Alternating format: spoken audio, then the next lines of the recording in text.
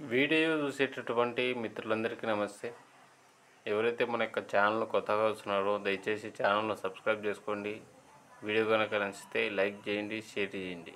మరి టాపిక్లో కనుక వెళ్తే, లక్షలాది మంది కానిస్టేబుల్ అభ్యర్థులు 1000 కళతో ఎదురుస్తున్నటువంటి ఒకే ఒక్క విషయం ఏదైనా ఉందంటే, యూట్యూబ్లో కానిస్టేబుల్ ఈవెంట్స్ సంబంధించి అప్డేట్ ఏమైనా ఉందా లేదా అని చెప్పేసి దాదాపు సంవత్సరాలుగా వెయిట్ చేస్తున్నారు. ఏదైనా ఒక అఫీషియల్ ఇన్ఫర్మేషన్ అనేది తెలుసుకున్న తర్వాతే వీడియో చేద్దామని చెప్పేసి గత 10 రోజులుగా నేను కూడా ప్రయత్నిస్తున్నాను. నాకు తెలిసిన పోలీస్ అధికారుల నుంచి కొంత ఈవెంట్ సంబంధించినటువంటి సమాచారాన్ని అయితే సేకరించడం అనేది జరిగింది. దయచేసి వీడియోను లైక్ చేయండి.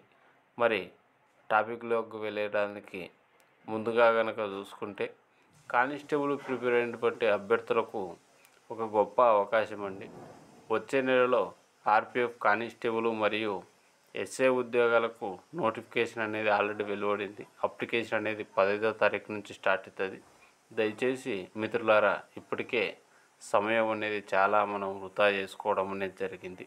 సో ఈ యొక్క కానిస్టేబుల్, ఎస్ఐ, ఆర్పిఎఫ్ సంబంధించి ఉద్యోగాలు ఎవరు కూడా నిర్లక్ష్యం అనేది చేయవద్దు. 5 సంవత్సరాల తర్వాత పడుతూ ఉన్నాయి. డెఫినెట్గా ఈ యొక్క ఉద్యోగాలకు అప్లై చేసుకోండి. వీటితో పాటుగా ఇంటర్మీడియట్ ఎంపీసీ కలిగినటువంటి లేదా డిగ్రీలో మ్యాథ్స్, ఫిజిక్స్, కంప్యూటర్ సైన్స్ కానీ, కంప్యూటర్ అప్లికేషన్స్ కానీ ఉన్నటువంటి అభ్యర్థులు ఎవరైనా కానీ ఆర్ఆర్బి టెక్నీషియన్కి కూడా అప్లై చేసుకోండి. ఈ యొక్క ఆర్ఆర్బి టెక్నీషియన్ వచ్చేసరికి ఆఖరి తేదీ వచ్చేసరికి వచ్చే నెల 8వ తారీఖు. మరి నాకు తెలిసినటువంటి పోలీసు ఉన్నతాధికారుల దగ్గర నుంచి నేను రాబట్టినటువంటి ఈ యొక్క కానిస్టేబుల్ ఈవెంట్కి సంబంధించినటువంటి సమాచారం ఏంటంటే, ఈ యొక్క సుప్రీంకోర్టులో ఉన్నటువంటి హోంగార్డ్ కేసు ఏదైతే ఉందో ఆ యొక్క కేసు మీద అయితే ఎటువంటి అప్డేట్ అనేది ఇంకా తెలియరాలేదు. సుప్రీంకోర్టుకు కూడా వేసవి సెలవులు దగ్గరకు పడినాయి కాబట్టి ఈ యొక్క వేసవి సెలవుల తర్వాతనే ఈ యొక్క కేసు మీద ఏదైనా అప్డేట్ అనేది రావడానికి అవకాశం అనేది ఉంది.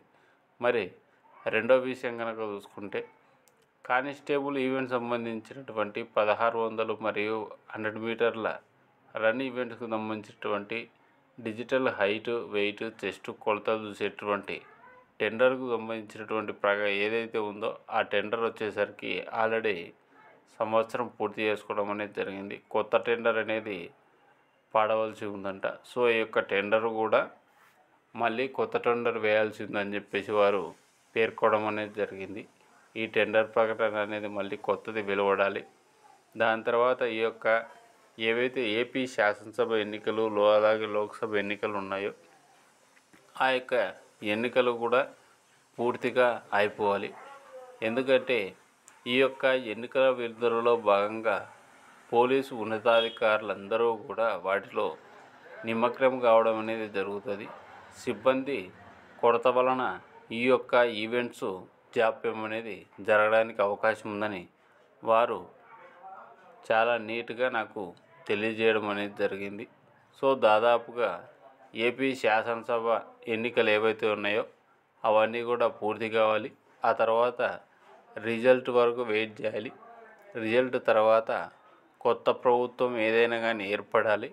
ఆ తర్వాత వారికి సంబంధించినటువంటి మంత్రులు వారి యొక్క నియామకాలు జరిగిన తర్వాత వారు కొత్త టెండర్ను ఆహ్వానించడం, తర్వాత ఈవెంట్స్ ప్రక్రియను ముందుకు తీసుకుపోవడం అనేది జరుగుతుందని చెప్పేసి వారు నాకు తెలియజేయడం అనేది జరిగింది. ఏది ఏమైనప్పటికీ కూడా ఏపీ శాసనసభ ఎన్నికలు పూర్తయిన వెంటనే దాదాపుగా దగ్గర జూలై, ఆగస్టు నెల లోపల మన యొక్క కానిస్టేబుల్ ఈవెంట్స్కి సంబంధించి ఏదైనా సమాచారం రావడానికి అవకాశం ఉంది. దయచేసి మిత్రులందరూ కూడా వీడియో చూసి ప్రతి ఒక్కరు కూడా దయచేసి ఆర్పిఎఫ్ మరియు టెక్నీషియన్స్కు మీరు అప్లై చేయండి. మీ యొక్క ప్రిపరేషను ఎక్కడా కూడా ఆపవద్దు. ఎందుకంటే ప్రతి ఒక్క అభ్యర్థికి కూడా చాలా విలువైనటువంటి సమయం అయితే రావడం అనేది జరిగింది. ఈసారి కానిస్టేబుల్కి వచ్చేసరికి ప్రధాన రాత పరీక్షకైతే ఈ యొక్క సమయం సరిపోయి ఉంటుంది కాబట్టి ఎక్కడా కూడా అదనపు సమయం అనేది ఇవ్వరు. ఒకసారి ఈవెంట్స్ ప్రక్రియ కనుక స్టార్ట్ అయిందంటే వితిన్ వన్ మంత్ లోపలనే ప్రధాన రాత పరీక్షను కూడా పెట్టడానికి 100% అవకాశం ఉందని చెప్పేసి నేను ఉన్నతాధికారుల దగ్గర నుంచి తెలుసుకున్నటువంటి సమాచారం. వీడియో కనుక నచ్చితే దయచేసి ఈ యొక్క వీడియోకు ఒక లైక్ కొట్టండి. మీకు తెలిసినటువంటి వాట్సాప్, టెలిగ్రామ్ గ్రూపులలో మరియు మీ ఫ్రెండ్స్కు షేర్ చేయండి. ఇలాంటి లేటెస్ట్ అప్డేట్స్ కోసం మన యొక్క ఛానల్ను సబ్స్క్రైబ్ చేసుకోండి. Thank you.